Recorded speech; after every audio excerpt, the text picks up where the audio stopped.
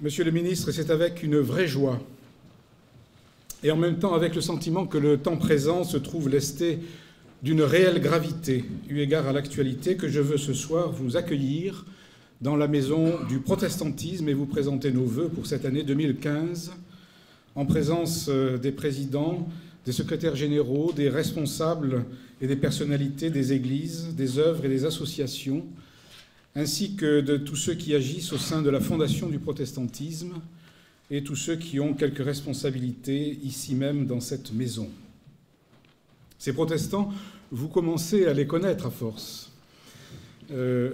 Ces protestants qui ne sont, dit-on, ni scandaleux,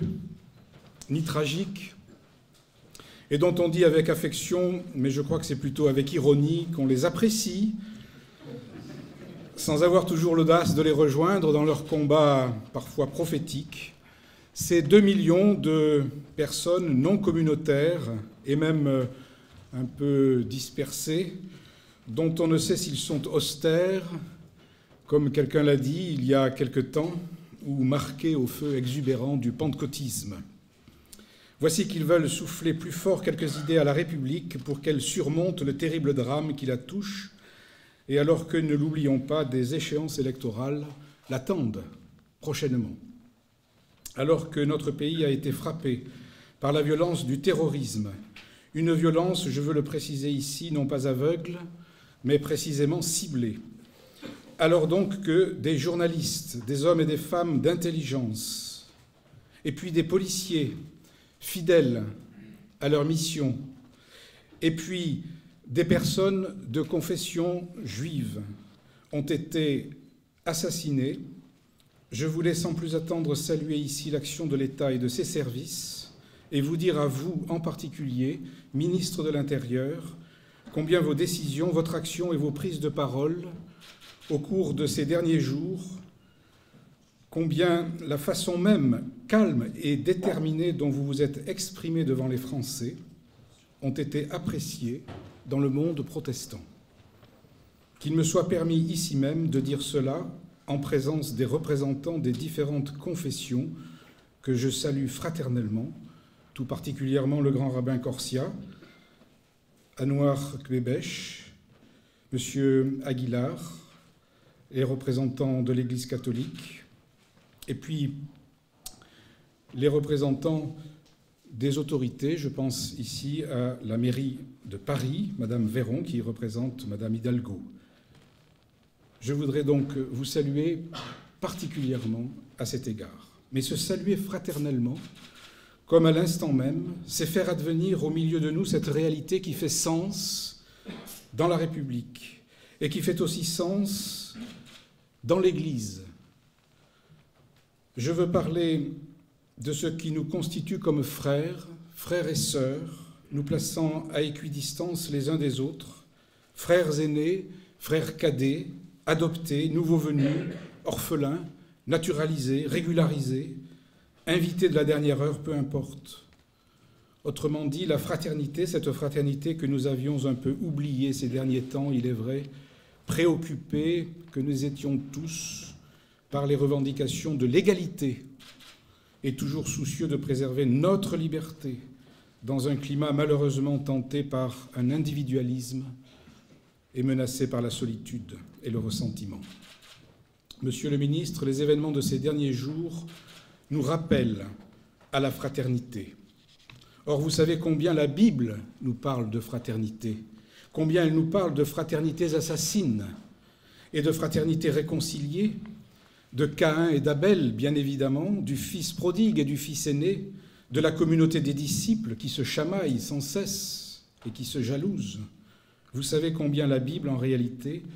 est un immense récit, une parabole de ces fraternités manquées, espérées, malheureuses et inlassablement promises. Et vous savez combien cette parabole biblique qu'est le récit lui-même peut être une véritable ressource pédagogique, enracinée qu'elle est dans le vécu et l'expérience des hommes, pour que les enfants si différents de notre République y entendent aussi un appel tonique et bienveillant à vivre réconcilié. Au moment où l'on parle de l'importance de l'enseignement du fait religieux, alors que le rapport Debré date de 2002 déjà. Et bien que vous ne soyez pas ministre de l'Éducation nationale, même si nous avons tous reconnu votre souci de la pédagogie dans vos propos ces derniers jours, sans emphase ni énervement inutile, et au moment où le protestant Jean Zay, qui lui a été ministre de l'Éducation, va entrer au Panthéon, je peux vous assurer que le protestantisme se tient disponible pour aider la République dans cet effort d'enseignement et de pédagogie, devenu non plus seulement nécessaire, mais désormais urgent. La Fédération protestante, à sa façon, veut vivre aussi cette fraternité dans l'aide aux plus vulnérables, dans la prédication qui interpelle et agace parfois, dans la militance pour que chacun soit accueilli, y compris celui qui vient de loin, chercher refuge ici pour sauver sa pauvre vie et enrichir du coup la nôtre, dans la solidarité avec les frères au loin et dans nos réseaux à l'étranger. Le protestantisme veut aussi faire entendre sa voix et, sans imaginer un seul instant que puisse prévaloir dans ce pays quelque délit de blasphème, sachant que la parole, même la plus critique, ou la caricature, même la plus injuste et la plus graveleuse, n'atteignent pas Dieu ni le sacré, mais seulement la représentation que l'on s'en fait. Il veut faire entendre sa voix